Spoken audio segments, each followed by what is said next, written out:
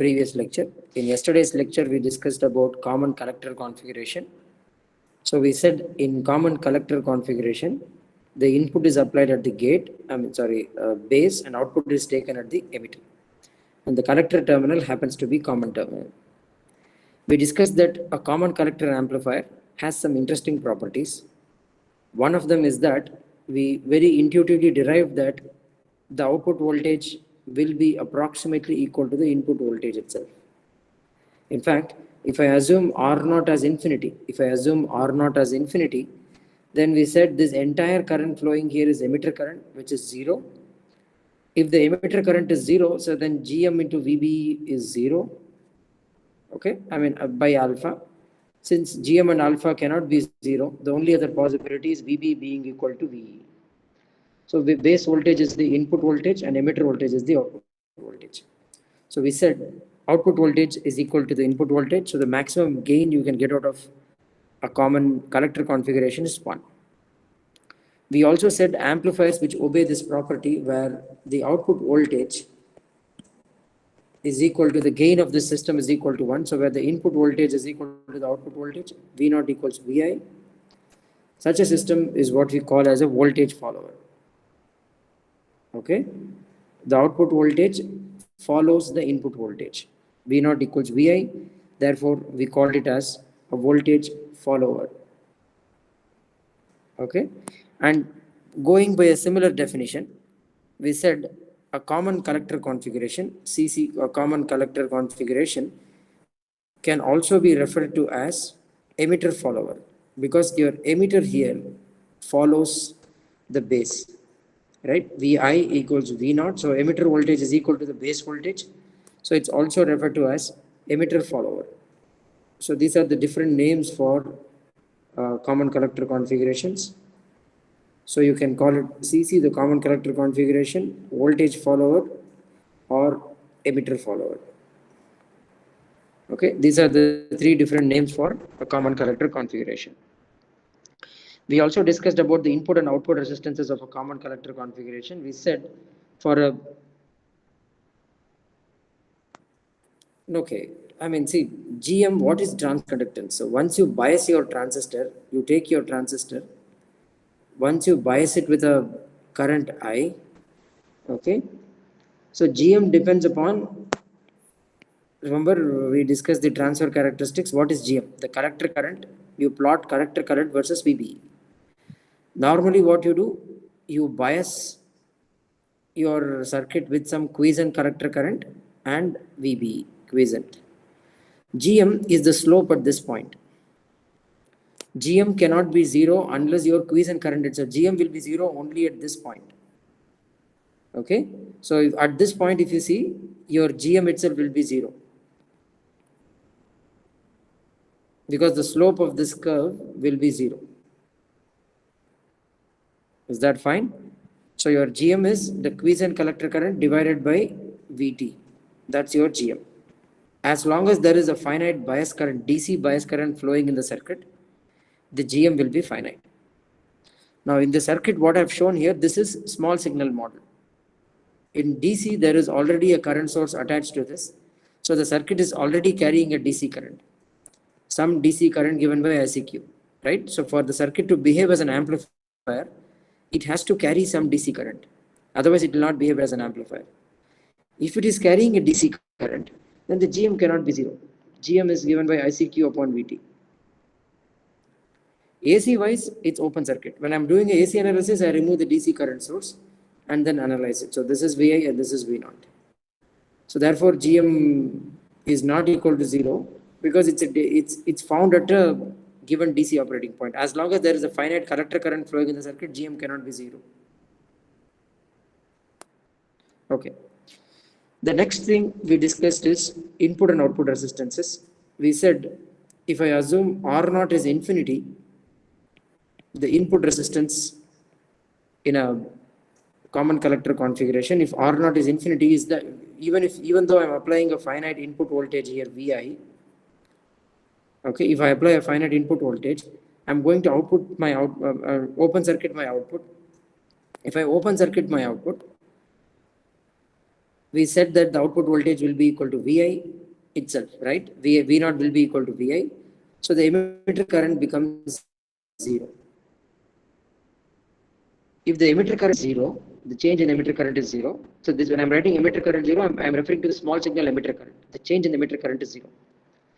Then base current will also be 0 because emitter current is emitter current by beta plus 1.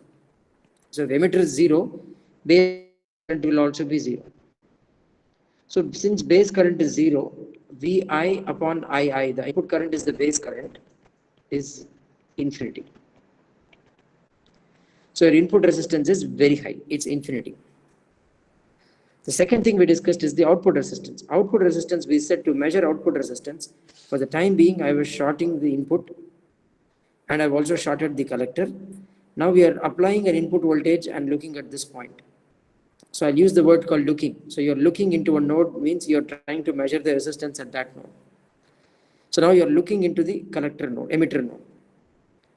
Now, what was the impedance? Remember, yesterday we discussed an important result that if you take a common an emitter, a BJT amplifier like this, and apply a voltage Vx here, and try to measure the current Ix here, what is the ratio of Vx by Ix? A collector is at ground. What is the ratio of Vx by Ix? Small Re or 1 by Gm, right? So what is, see, there are few definitions we define. VBE, small signal VBE divided by the emitter current is small Re or alpha by Gm. VBE upon IB, base voltage, change in the base emitter voltage divided by the base current, this is R pi. This is Re. VBE by IE is Re, which is also in terms of R pi, it is R pi by beta plus 1. Okay, these are the two results we discussed. VBE by IE will be small Re or R pi by beta plus 1. And VBE by IB, on the other hand, is R pi. The third one is VCE upon IC. That will be your R naught. VCE upon IC will be your R naught. So now there are three resistances we discussed. We have discussed three resistances. One resistance is what we call looking into the base. So I'll ground collector, emitter. Both are grounded. I am now looking into the base. Okay. Into the base, if I look in, the resistance will be, this is VBE and the current drawn is IB. So the resistance looking into the base when collector and emitter are grounded is R pi. So this is VBE upon IB, that is equal to R pi. Just give me a minute. I think there is some noise here. I'll just check. Just give me a minute.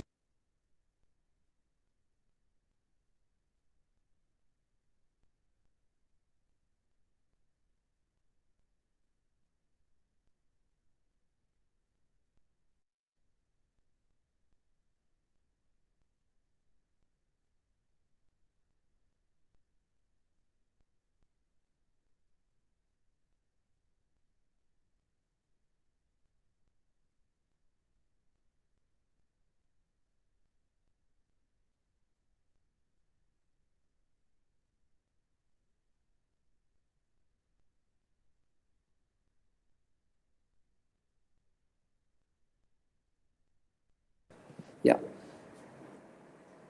So we'll now discuss looking at a BJT from three different ports, three different nodes. Say, okay, there are three terminals: base, emitter, collector. I'm just going to look at a BJT from three different nodes and see what kind of resistances that the BJT is going to offer me. The first, I'm going to look into the base. See, when I use the word look, what I'm referring to is that that's the resistance that I will feel. So for example, let's say I have some circuit and then I have some circuit composed of resistors, capacitors, it can have, and even transistors as well. And let's say I just connect a BJT here. I connect a BJT. What I'm trying to see is that what is the impedance offered by this BJT to this circuit. So what is the impedance that this circuit will feel? This is the impedance that this circuit will, this circuit will experience if I connect this BJT at this point. So how do I find the impedance? You can, this, I mean, the standard procedure for finding the impedance is take a, at any node you want to find impedance, apply a voltage at that node and measure the current drawn from that node. That's the procedure. But I'm just using a different word for it now. Just wording is different. I'm using the word looking in impedance. The looking in impedance at a certain node is simply, it automatically means I'm applying a node voltage there and measuring the current and taking the ratio of Vx by X. This is all automatically implied. I'm doing that. But the word I'm going to use is looking in. The looking in impedance into the base, looking impedance into the emitter, the looking impedance into the collector. What will be that? So that's what, I mean, these are now engineering terminologies. We will be using that from using these terminologies from now on. Okay. So now on, I'll say that I'll not ask you what is the impedance at this node. We'll just directly say what is the looking in impedance into the collector node. So we might just point out an arrow like this and write it here. So it is assumed that you have to apply a test voltage source and measure the current and take the ratio of voltage by current. That's what you're supposed to do. Okay. So now what I'm going to do is that I'm going to take a BJT and try to look at the BJT from 3 different nodes. So first I'm going to look into the base with emitter and collector grounded. The other way I'm going to look into BJT is when I'll look into the emitter with base and collector grounded. The third way is I can look into the collector with base and emitter grounded. Okay, there are 3 impedances. Let's call this R1, let's call this R2, let's call this R3. What is the value of R1? I'm looking into the base, emitter and collector are grounded. What will be the value of R1? See, I'm looking into the base, so it will be VBE by IB. The voltage, if I apply a voltage source here, VBE divided by IB will be your value. So VBE by IB is simply R pi. Now the next one, I'm looking into the emitter terminal. I'm looking into emitter here. If I'm see guys, I have just redrawn the circuit. See, if we keep analyzing it for a week, I think you'll get used to it.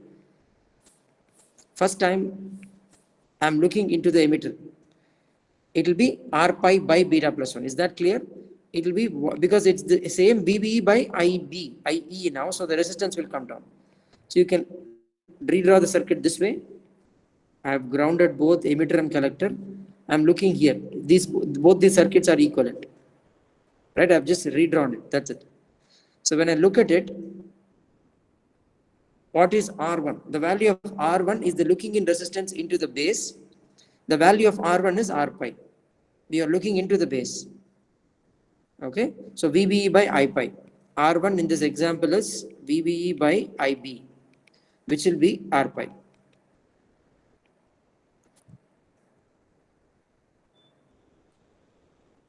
No, looking into means, see, let's say we have a circuit, some circuit, I mean, it can be some circuit. I'm usually referred to looking into, when I say looking into a certain node, looking in impedance. I'll say I use the word looking impedance. Okay. It's just a word that we use. This is the impedance looking into this node, this terminal. So automatically, what do I mean? I'm going to connect a voltage source, some voltage source Vs, and measure the current Ix drawn by that circuit. Then the ratio of Vx by Ix will be the looking in impedance offered by the circuit, or looking in impedance between these 2 terminals. The ratio of Vx by Rx, so this is R, let's call it Rx, is Vx by Ix, is referred to as the looking in impedance. Okay, looking in impedance into this node. No, looking in doesn't mean taking a ratio, it means taking ratio of voltage by current, which is impedance. The impedance offered by the circuit. Okay, this is the impedance that this circuit will offer. So that's R pi. The other impedance, looking in impedances, I'm going to now look at this. So see, essentially, whenever you measure impedance, impedance is a 2-terminal, right? Resistor is a 2-terminal device. It is defined between 2 terminals. Resistance is defined between 2 terminals. So I can say the resistance looking between these 2 terminals, the whole circuit can be modeled as a single resistor. Okay. That's what we mean as looking into impedance between the two terminals.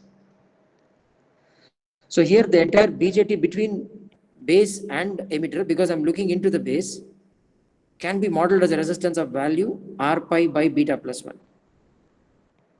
This is something I already discussed. So how to measure it? Let's assume you are applying a voltage Vx and you are supposed to measure the current Ix. What is Vx here? Vx, this is VBE. VBE is in this direction, base emitter voltage. So if you look at this circuit, Vx equals minus VBE. And what is Ix? The emitter current flows in this direction. Ix is minus IE. Because IE flows in this direction, Ix have shown the direction in this way. Now if you see, the ratio of Vx by Ix in this case will be VBE minus VBE by minus IE.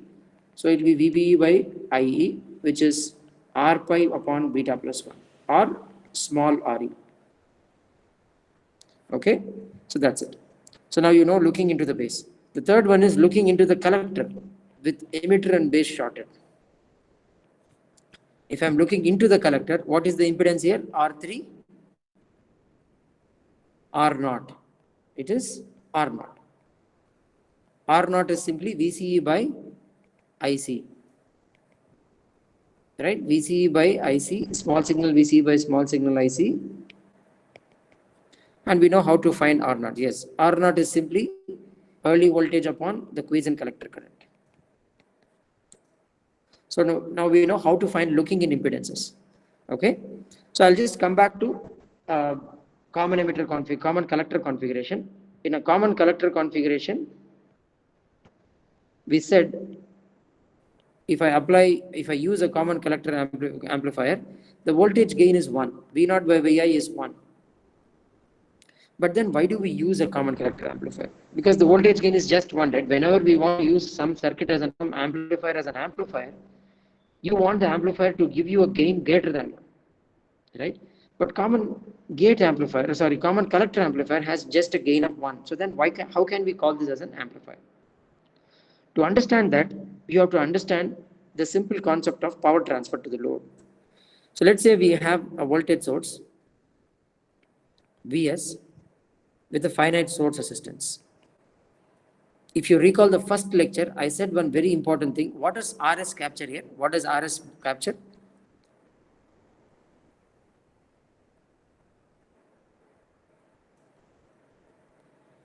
Yeah, Rs is source resistance. We can say looking in impedances are, yeah, you can say impedance with respect to that side or impedance between the two terminals. Impedance between two terminals. Yes, that's important. Rs captures limited current supply. Okay, that tells you that the maximum current that this voltage source can supply is limited. It also tells you about the maximum power this voltage source can deliver. What is the maximum power this voltage source with a source resistance can deliver?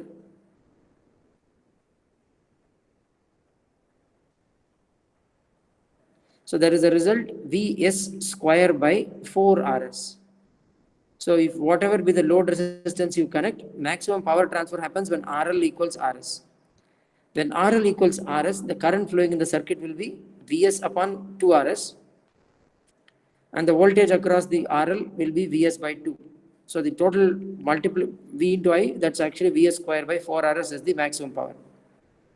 If Rs is 0,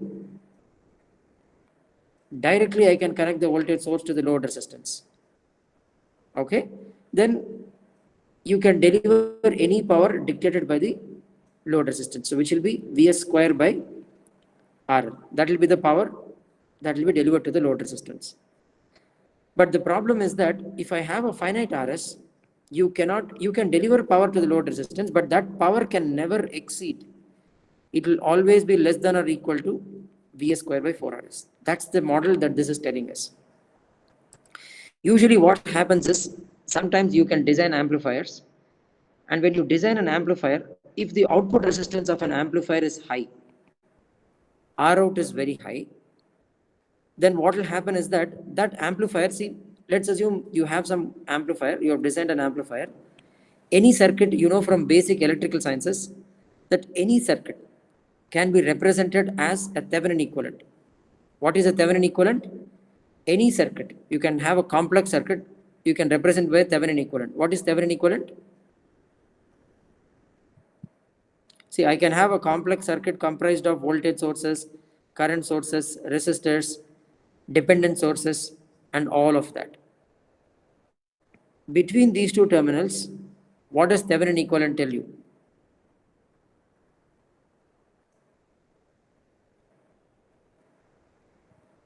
Looking in format of a complex, what is Thevenin equivalent? I mean, am I audible? Yeah, Thevenin equivalent is nothing but you can replace this whole circuit with just a voltage source and a resistor in series. A voltage source and a resistor in series.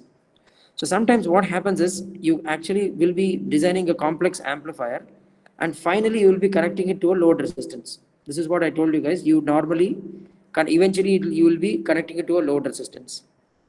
When you do that, this whole amplifier can be modeled as a voltage source and a resistor as seen by the load. The load will see this entire circuit as a simple voltage source and a resistor in series.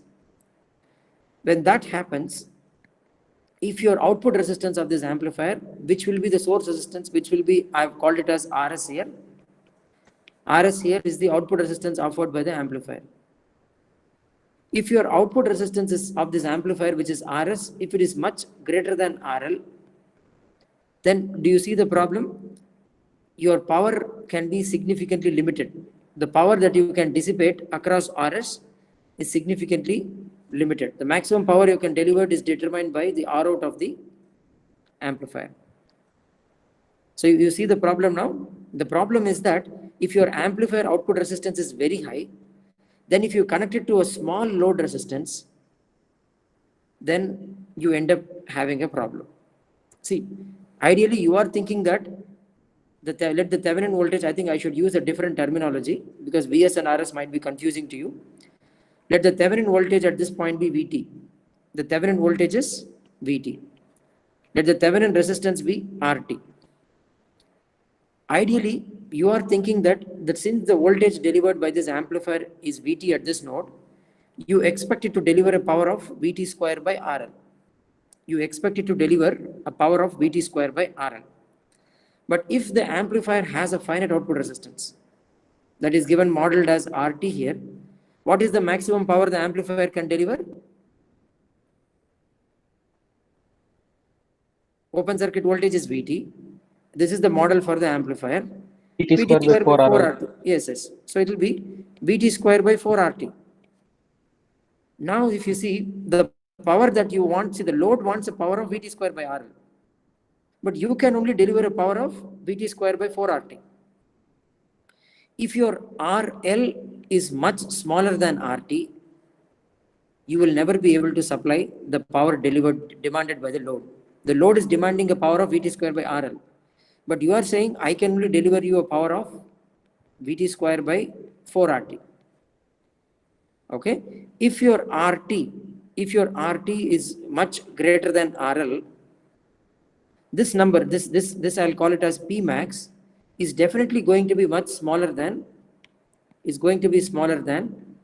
Vt square by RL, right? See, because RL is much smaller, look at these two numbers, compare these two numbers. Vt square is the denominator, okay? So it means that if your RL is much smaller than 4 RT, that's the condition you get. If your RL is smaller than 4 RT, then the maximum power you can deliver will be much smaller than Vt square by RL. Now this is the problem with this circuit. So when you have such problems, what we normally do is that we take this amplifier as it is and we insert some other amplifier in between with a gain of just 1. And then you connect the load resistance here. Now this amplifier should offer two important things. It should offer an input resistance of infinity, so that what happens? Even though this amplifier has a finite R out, the input voltage of this amplifier, what will be the input voltage of this amplifier? If the input resistance of this amplifier is infinity, what will be the input voltage seen at this point? Vt itself, right? See, This whole amplifier can be represented as Vt and a resistance Rt in series. Now I am telling you this amplifier is offering an input resistance of infinity. And I'm also saying that this amplifier voltage gain is 1. So it will be V in itself. And it has a finite output resistance R in. Then you connect it to a load resistance. Okay, output resistance R out. Now this buffer, this voltage amplifier, which with a gain of 1, needs to have two properties. Its input resistance should be 0. Input resistance has to be infinity, and output resistance has to be 0. If your output resistance is 0, then it can easily deliver a power of V in square by RL. And what is the value of V in now? This V in here. This is V in. What is the value of V in? If Rn is infinity, what is V in? Vt itself. So then I can deliver the power of Vt square by RL. So that's the job of this amplifier. So this is a voltage follower or a voltage buffer. So this is an analog voltage buffer. Okay, this is called as a voltage buffer or an analog voltage amplifier. Now, see, Thevenin equivalent can be drawn to any circuit, right? Any circuit you can draw Thevenin equivalent to. Now what will I do? I'll draw the Thevenin equivalent for this whole circuit. I'll draw the Thevenin equivalent for this combined amplifier. So if this is to eliminate the effect of RT to, yes, it's the effect to, you want to eliminate the problem of RT, yes. Now, how does it eliminate? We'll mathematically try to show that as well. So we'll try to find out the Thevenin equivalent of this whole circuit. That is an amplifier plus a unity gain buffer combined. What will be the Thevenin equivalent for that? So can you tell me what will be the Thevenin equivalent? How do you find Thevenin equivalent for this whole circuit? So this is the circuit given to you. Open circuit voltage. What is the VOC here? What is the open circuit voltage? See, this is Vt. This is Vt. So Vin will be Vt. So this will also be Vt. Open circuit voltage is also Vt. So that will be Vt. Now what is the Thevenin resistance? So to find Thevenin resistance, short circuit the input voltage source and find the equivalent resistance seen at this point. R equivalent. So if I short circuit the input voltage, what is the value of Vn? What is the value of Vn if I short circuit Vt? Vt is 0. So what is Vn? Vn is 0. So if Vn is 0, this is also short. This is also 0. So this is 0. So now what is the resistance seen here? What is the resistance seen at this point? R out. That's it. The resistance seen here is R out. Now if you see, as far as the load is concerned, the load is now seeing a modified source resistance. It is seeing a modified source resistance. Previously, without this amplifier, the load was seeing a source resistance of RT, which is what is shown here, right? The load was seeing a source resistance of RT. Now, what is happening? Because I've introduced this amplifier, unity gain amplifier, this has modified the source. See, it's delivering the same voltage. Thevenin voltage is the same. It's delivering the same voltage, but it is delivering the same voltage with a different source impedance. Okay, it has now transformed the source impedance. So therefore, it's also called as an impedance transformer. You are applying the same voltage, but you have transformed the impedance. It's also called an impedance transformer. Is that fine? That's the purpose of adding a voltage buffer. If you add a voltage buffer, it delivers the same voltage, but with a different impedance. So now you can quickly tell me, let's say I have a voltage source, a Vt with a Thevenin resistance Rt. I am now going to connect it to a common collector amplifier, and then this will go to the load resistance. Now previously, if there was no common collector amplifier, so common collector amplifier is like your buffer, AV is 1. If there was no common collector amplifier, the voltage source was directly seeing the load resistance RL.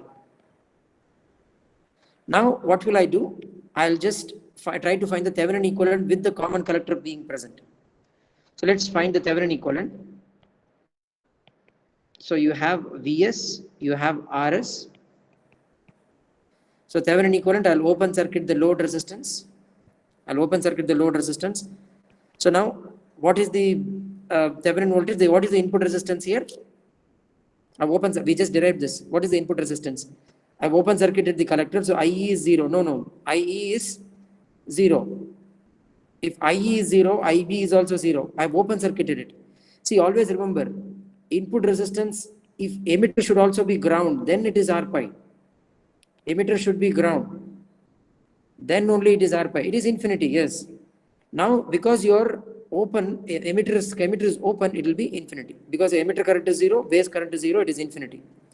Because it is infinity, if this node voltage is Vs, node voltage will also be Vs. Right? There is no current flowing, so it is Vs. Now tell me, what will be the source voltage? What will be the emitter voltage here?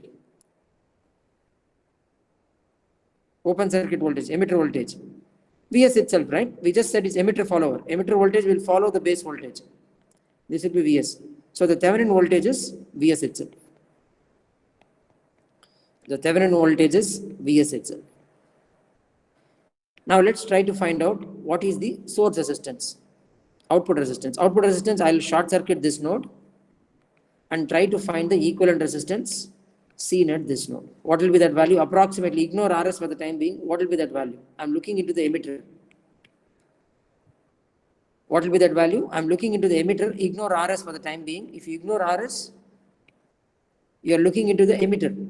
You are looking into the emitter. Base is at ground. Collector is at ground. What is the resistance? R pi by beta plus 1 or Re, right? That will be, I'll write it as 1 by Gm. 1 by Gm is a very small number. That is now connected to load resistance. Now you look at this, by the act of adding a common collector amplifier, I have transformed the source impedance. Initially it was Rs, and Rs happened to be much greater than RL. But now it looks like the same voltage source, but with a transformed impedance. The transformed impedance 1 by Gm, now this is under your designer's control. You can control it. What is the value of 1 by Gm? It is Vt upon ICQ. Alpha by Gm, there is a factor alpha here. By changing the collector current, you can change the impedance. So it's under designer's control now. As a designer, you can control what will be the value of 1 by Gm. You will choose your bias current in such a way, such that 1 by Gm is much smaller than RL. That's it. If you choose that, then you are done. Okay? So that's why, that's the application of this buffer. It's an impedance transformer. I'll come to that. That makes the derivation a little bit complicated. I'll come to that. I'll derive that result. So that's where I'll teach you guys some intuitive techniques how to analyze it. I'll come to that. Okay? So you get 1 by Gm much less than RL. Yeah, see, ideally it is alpha by Gm. That's the exact value. But since alpha is very close to 1, I'm writing it as 1 by Gm. Alpha is what? Beta by beta plus 1. Which is generally very close to 1. That's it. Okay, so you understood the purpose. Now we'll also discuss why is it an amplifier. If the voltage gain is 1, we see, okay, it's impedance transforming and all of that. Why is it an amplifier? I already told you guys in the beginning of the lecture itself, the fundamental definition for an amplifier is the output power that the amplifier is delivering should be greater than the input power. That is the definition of an amplifier. It is actually a power amplifier. That's why I took an example for you guys. I took an example of a transformer, and I said that a voltage transformer, let's assume it has n-turn transformer, 1:n. For an n-turn transformer, if I apply a voltage V1, the output node voltage V2 will be n times V1. Right? The output voltage V2 will be n times V1. But can I call a transformer as an amplifier? Because it's amplifying, right? You cannot call a transformer as an amplifier. What is the reason? Let I1 be the input current and I2 be the output current. Because V2 I2 will always be less than or equal to V1 I1. It can never be greater. Okay? There is no power amplification. Therefore, even though there is voltage amplification, you cannot call a transformer as a power amplifier. I use the word passive. A transformer is a passive device. What is a passive device? A passive device is one which doesn't give you power amplification. A passive device is one which doesn't give you a power amplification. Active device, an amplifier is an active device. Okay, active device can give you power amplification. In an active device, your P out will be greater than P in. Now for a voltage buffer, let's take the voltage buffer in example here. If the input resistance is infinity, what is the input power to voltage buffer? Input resistance is infinity. So what is the power you are delivering to the voltage buffer? See, this is voltage here, 0, right? Because the current drawn is 0. Because input resistance is infinity, the current drawn is 0. So the input power is 0 for a voltage buffer. Ideal voltage buffer input power is 0. And the output power is given by V in square by RL. That is finite because the voltage gain is 1. AV is 1. Now if you take what is your power gain? I'll call it gain, power gain. What is your power gain? P out by P in? Infinity. See, that's why even though there is no voltage amplification, there is a huge current amplification. There is a huge current amplification, which is why you get power amplification. Therefore, a common collector amplifier, even though the voltage gain is just 1, we still call it as an amplifier because it's an active device. It's drawing much lesser power than what it is delivering. It's delivering much larger power than what it is drawing. Is that fine? That's why it's called as an amplifier. So you can roughly see in a common emitter configuration, see, we can analyze it even without this as well. If you connect a finite load resistance, the input resistance will not be infinity. We will see that in shorter time. What is the relationship between base and emitter current? If I ask you what is the current gain, I out by I in, what will be that? Base and emitter current gain, beta plus 1, right? Beta plus 1, that's it. So that's your current gain. Voltage gain, V out by V in will be approximately equal to, what is the voltage gain? 1. So power gain, P out by P in will be approximately equal to beta plus 1. Beta plus 1 into 1, so it will be current gain into voltage gain. So power gain, P out by P in will be V out I out by V in I in. So which will be AV. AV is the voltage gain, AI is the current gain, which is 1 into beta plus 1. So there is a huge power gain. Even though there is no current gain, voltage gain, there is a huge power gain because of current gain. So that's why we still call common collector as an amplifier. Okay, that's it. Fine. Now, what we will do is, now some of you are asking what happens. See, when I was deriving input resistance, I made an assumption. The assumption was RL, I ignored RL and I assumed RL as infinity. Okay. And also when I was deriving output resistance, I assumed RS to be 0. I'll just quickly discuss some very quick shortcut techniques to analyze what happens if the circuit becomes more complicated. You just have to remember few results. Using that, you can analyze any complex circuit. So that's what I'll discuss right now. So first, let's take about the base resistance, looking into the base. I'll first short circuit the emitter. Emitter is shorted. If I short the emitter, what is the resistance you get here? R pi, right? You see resistance of R pi. Now, if I open circuit the emitter, right now I'm assuming R naught is infinity. If I open circuit the emitter, what is the input resistance? Infinity, right? If you open circuit, the emitter current has to be 0. So base current is also 0. So no matter what voltage you apply, it will be 0. Current will be 0. Therefore, resistance will be infinity. Now I'll choose something in between. See, I have done two extreme cases. I can say that what have I done here is that I have taken a resistor, or rather, let me put a resistor here. I have connected a resistance of value RL. In the first example, I chose RL as 0, which is short circuit, 0 resistance, short circuit. In the second example, I varied RL to be infinity. I made the resistance to go infinity at this point. Is this fine? Open circuit is nothing but an infinite resistance. I can assume it is an infinite resistance. Short circuit is a 0 resistance. I can assume it as a zero resistance. So what have I done mathematically is that I've connected a zero resistance here and infinite resistance here. So which means intuition should tell you that the input resistance which I'm going to see in the base depends upon the load resistance. It depends upon what you connect here. If you short it, it is R pi. If you open circuit it, it is infinity. Which means you see that it depends upon the load resistance. Is that fine? So you see that it does have a dependence on load resistance. What kind of a dependence does it have? I'll derive it once, I'll derive the result once. After that, we will just look at it as an intuitive result. I'll draw the small signal model. So you have R pi here and you have RL here. How do you find resistance? You apply a test voltage source and measure the test current. And the current flowing here is beta times IB or GMVB or GMV pi. So if this is IX, can I say this is beta times IX? So this is beta times IX. What is the current flowing through RL? Yeah, IE in terms of IX. I want it in terms of IX. Beta plus 1 into IX, right? It is beta plus 1 into IX. So let's write KCL, KVL in this loop.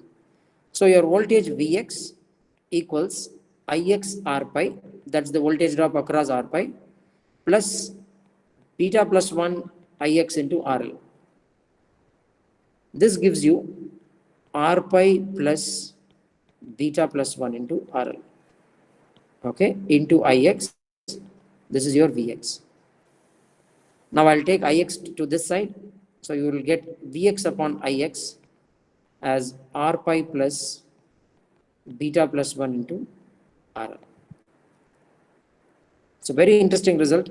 What it tells you is that if you took a BJT and connected some load resistance here, the input resistance seen here will be R pi, which is the base emitter resistance, plus a multiplied version of the load resistance. The load resistance gets multiplied by beta plus 1 into RL. Is this okay? So now you have to remember this. This result you have to remember. So whenever you don't have to keep deriving it every time, you should remember this result as it is. So if you are given a BJT with a load resistance, the input resistance will be R pi plus beta plus 1 into RL. Again, I have ignored R naught here. I'll tell you how to include it. We'll go one by one, step by step, how to include R naught. Okay. So this result you have to remember. Beta R pi plus beta plus 1 into RL. So we don't expect you to derive it. Even in exam, we expect you to remember this result. That's it. And you can quote it directly. Because if you derive it again, that's like electrical sciences, right? So you don't need to do that in this course. Sir, is this with respect to a specific configuration or in general? In general, you're looking into the base. It's independent of configuration. You're looking into the base with emitter being connected with a load resistance, some resistance R. It can be some resistance R here. Then the looking resistance will be R pi by beta plus 1 R. Now let us include R naught as well. Let's include R naught as well. If you want to include R naught, okay, in fact, let me just solve a very simple problem and then include R naught. Let me give you a circuit like this. Collector is grounded. So now, can you tell me the input resistance seen here? What is the resistance seen here? Let's call this as R1. What is the resistance seen here? Emitter is ground. What is it here? R pi, right? So now I can replace this circuit with a resistance of value R pi. Now tell me what is the input resistance? Now I'm looking into the base with R, instead of RL I have R pi. So it will be R pi plus beta plus 1 into R pi. That's it. R pi plus beta plus 1 into R pi. That's okay. Beta plus 2 R pi, it's fine. Yeah. R pi plus beta plus 1 into R pi. Okay. Now, if I connect it this way, so look at it this way. If I'm going to connect it,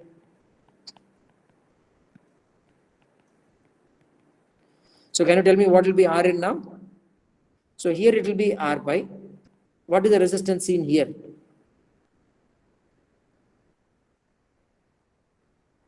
R pi plus beta plus 1 R pi. R pi plus beta plus 1 into R pi.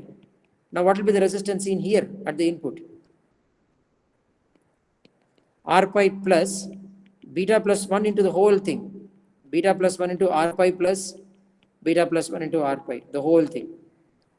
That's it. So this is how you derive it. Okay. So now see, you have a much complex circuit, but by just remembering one result, you will intuitively see that it will keep on increasing. Is this fine? You got it right? How to solve this? This is one. Now let's include R naught. Let's include R naught in the analysis. If I include R naught in the analysis, let's call this resistance as RL. What do you think will be the effect of, what is R naught? R naught is nothing but a resistance here between collector and emitter. What do you think will be the effect of R naught here?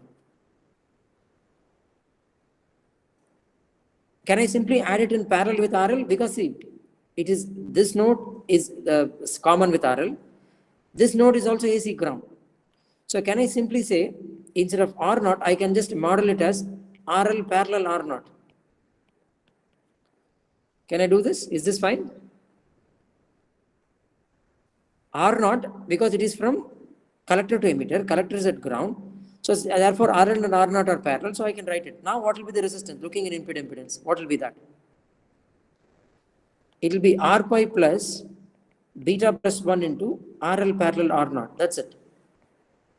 R pi plus beta plus into RL parallel R naught.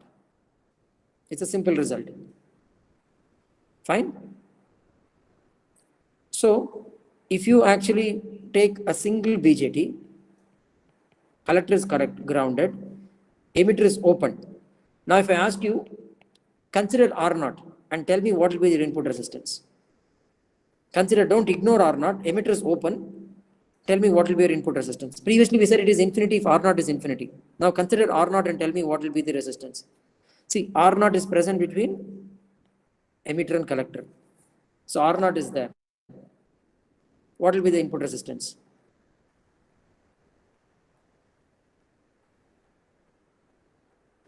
See, I can just replace R naught in place of RL because it is also from this node to ground.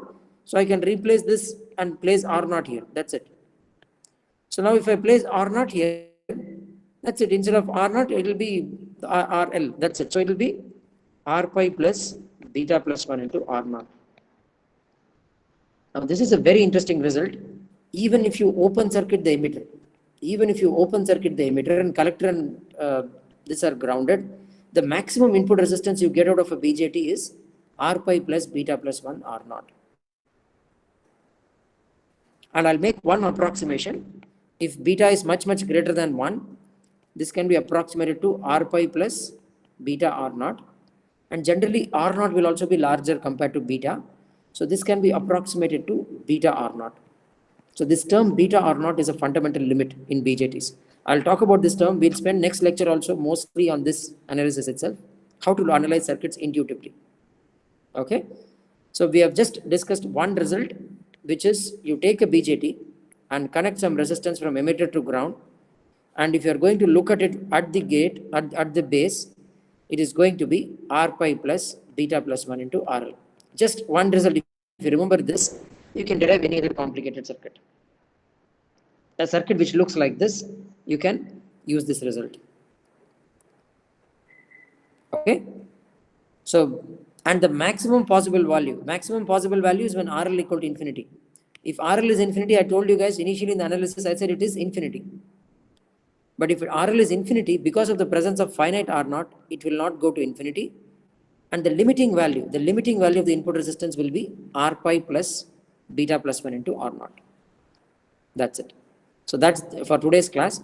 On Wednesday, I'll discuss about, a few more on Thursday's class, we'll do only intuitions and shortcut analysis of circuits. Okay. Sir. Uh-huh. So in the beta R naught is for a specific configuration or for all configurations of BJT? No, beta R naught is the maximum value you can get out of a BJT. Whatever circuit you take a single BJT, and if you look into the base, the maximum resistance, see, if you open circuit RL, right, what was I saying in the previous place, when R naught is infinity, I said the looking in impedance is also infinity. But now if you have a finite R naught, that R naught can be modeled as an RL. So I said that can be modeled as an RL. And the looking in input impedance will be R pi plus beta plus 1 R naught, which will be approximately beta R naught. That will be the maximum possible resistance for a BJT like this, single BJT like this. Okay, so sir, also one more thing. Huh. When we derived R pi plus beta plus 1 RL, Huh. in that the current source was GM V pi, right? Usually we used to simplify it as GM V pi. Yes, GM pi, yes. See, Yeah, but in this case yeah. GM V pi, that is also equal to beta Ix. I just thought it's simpler to analyze, that's it.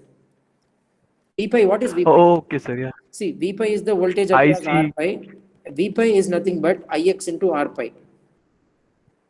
Okay? And what is GM? So then GM into V pi will simply be GM into R pi into Ix. Yes, sir, got GM it. R pi is beta times Ix. That's it. Yes, sir. Thank you, sir. Yeah. Sir, Okay, guys. can Yeah. you explain the RL parallel R naught formula once again?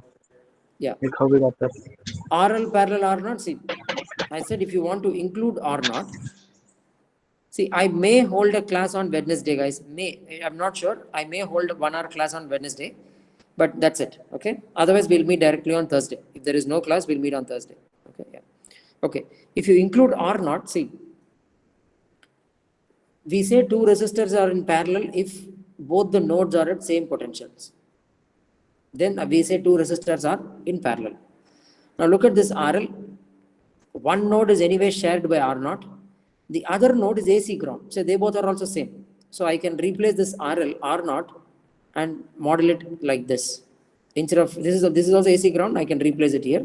Now you can see both RL and R naught are in parallel. So you can club them and call them as a single resistance of value, RL parallel R naught, and apply the same result.